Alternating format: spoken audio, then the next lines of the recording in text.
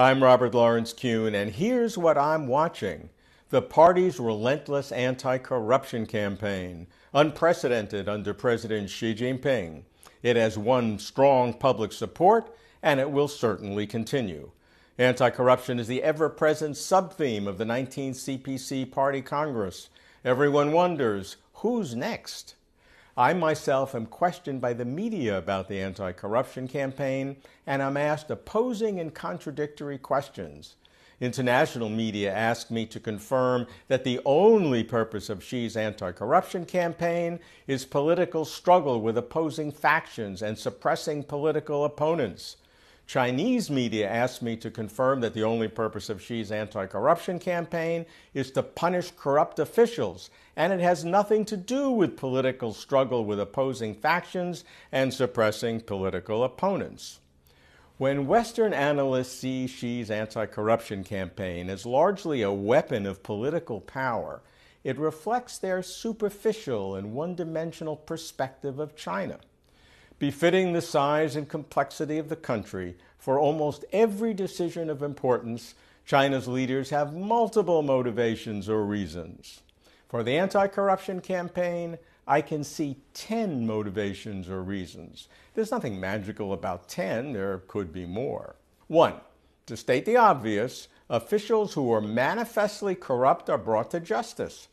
To manage China's huge population and complex society, there must be respect for law and judicial impartiality. 2.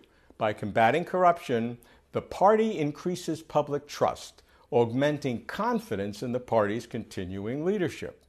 3. By combating corruption, the party functions more effectively, making decisions for the general good, not biased by financial gain. 4. Corruption distorts markets, so that by reducing corruption, resources are allocated more efficiently. 5. Corrupt officials impede economic reform because change threatens their illicit profits, which depend on the status quo. The removal of corrupt officials facilitates reform. 6.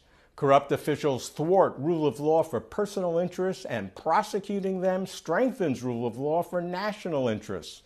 Rule of law is exceedingly important for President Xi. It is the third of his 4 comprehensives, his overarching guidelines for governing China. 7.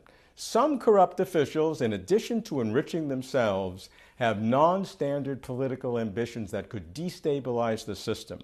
Removing these officials promotes national unity and political stability, which are essential for China. 8. Combating corruption benefits China's entire society, elevating morality and restoring Chinese civilization as a paragon of ethics and integrity. 9. For China to become a world-class business center, China must have world-class business ethics and standards. 10. For China to become a global role model, China must exemplify morality and rectitude. To understand China, one must understand President Xi's anti-corruption campaign.